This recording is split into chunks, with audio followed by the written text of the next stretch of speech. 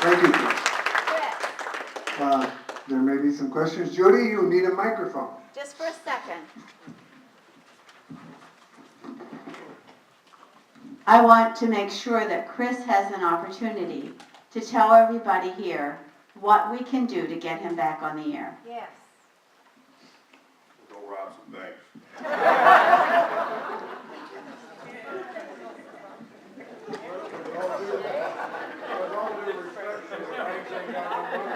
They're just not lending it. They got it. Okay. What I'm trying to do right now is actually starting tonight, if you would like. I'm going to be asking 150 people out of my supposed listening audience of about 50,000 to write a check for $100. And that will keep me on, if I get the $15,000 mark, that'll keep me on for 6 months. So that's the first step. I'm also in the process of approaching conservative groups.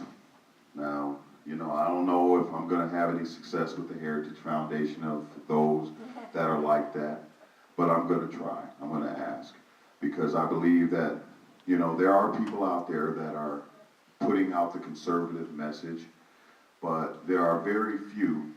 Number one, I guess it's strange to hear somebody with a tan saying the things I say, but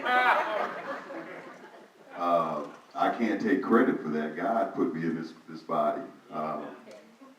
But aside from that, even more important, the message and the knowledge and truth that I'm able to bring through world events, as well as combining it with the call to Christ. You know, Rush Limbaugh, he's a brilliant man, so forth and so on. And a lot of these guys, Mark Levine's and all of these people, but you don't hear them. They're still putting their hope in the GOP.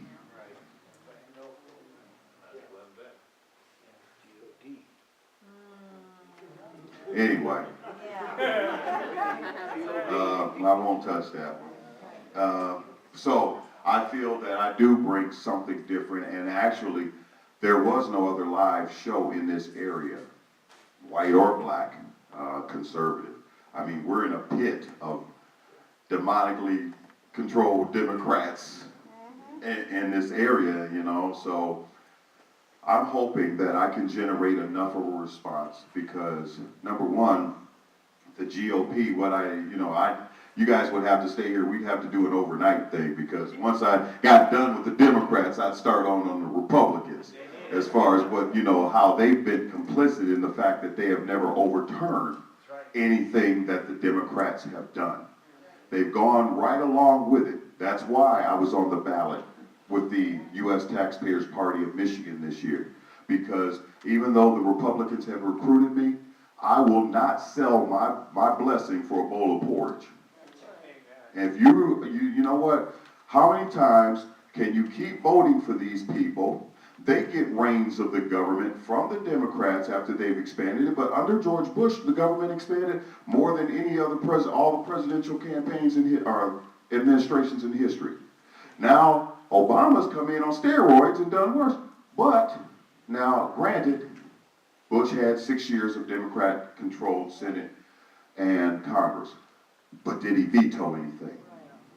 Did he stand up and make a point of saying, I am against this? No, he didn't. The people would have been behind him, but he went along with it. His daddy was talking New World Order before anybody else. Bush has started the wheels rolling for the North American Union to eliminate our sovereignty in this part, to put us into a American EU.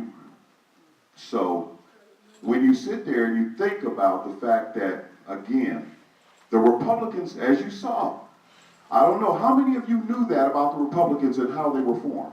How many? Raise your hand. Wow. Public school folks. Okay. I'm just kidding.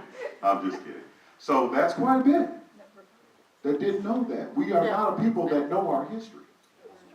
So now you see why the Republican Party was formed and how far they've gone away from their roots. You know, up until, and you know, most people don't know that Martin Luther King was a registered Republican. He only switched allegiances under Goldwater. That was when, you know, the shift really came.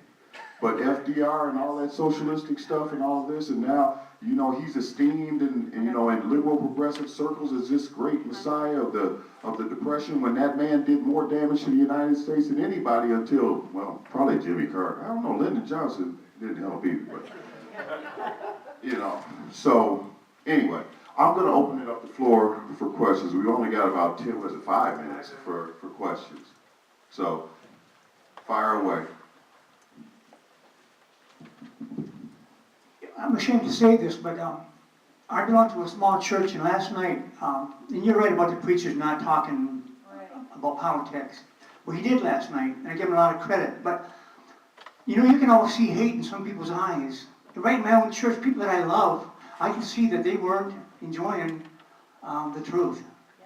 It's just pitiful. Well, we've got a lot of folks these days that are in church for the wrong reasons, number one. You know, it's more of a social gathering than it is anything else. So if you do, you know, itch their, scratch their ears, they're going to listen to you. But when you make them feel uncomfortable, as the truth will, and when it starts cutting to the bone, that's what you're going to have. So, you know, tell him to keep with the Joel Osteen message. He wants to keep his people in the church. He'll do all right. Go ahead. Next. Wow, you must have. There's one. I would like to get a hold of that DVD. How do we do that?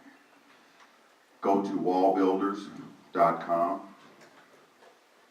or you can Google David Barton, B-A-R-T-O-N, and look for, wait, let me get the cover here.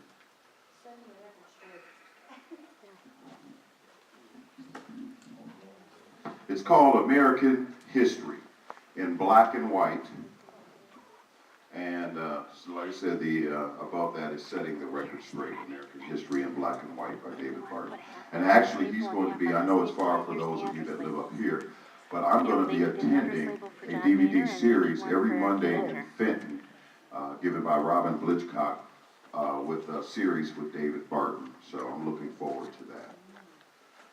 Chris, Yes. when are you gonna start that $100 deal for 100 people? As fast as you can get you a checkbook? You're gonna take checks tonight? Yes, I will. Who do they meet up? G&L Communications, the information, if you pick up one of the flyers over there, it'll have the P.O. box and all of that. So make sure you take that with you, please. Yeah, and buy some books. And those DVDs over there, those I mentioned earlier, I have played those on my radio show, and they are some awesome, there's some awesome information in there. That's why I brought them, because I want people to know, and I want you to share these with your neighbors, your grandkids, your children, that if they don't know, you know, you can't sit there and talk to a lot of these people that are under the progressive liberal spell. You know, I look at it like this. I came to the realization because I used to have these beliefs.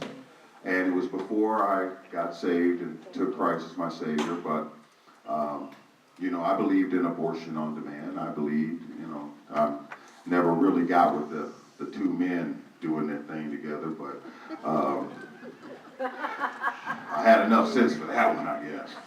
But a lot of other stuff I did, you know, go along with. I mean, I've done, you know, if I was to run for president, there ain't no sense in me lying talking about I didn't inhale.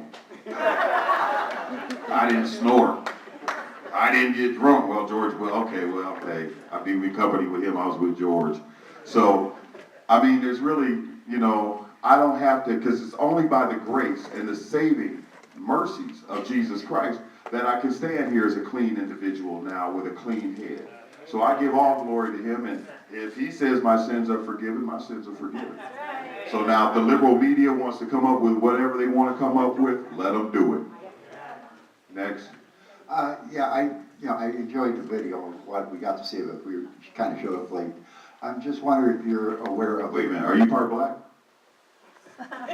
Park Cherokee. I'm just kidding, come on. I've been asked, You on CP time, color people time, all right, all right, when I was in Southeast Asia, I was asked that, I canceled one, so. all right.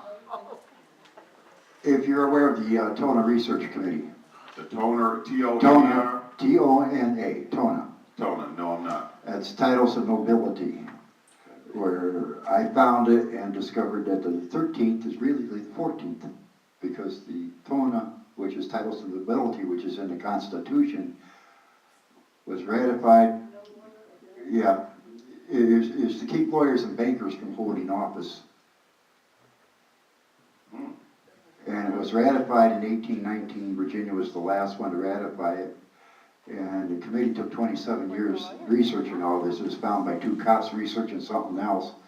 They found the original 13th Amendment, which is Titles of Nobility.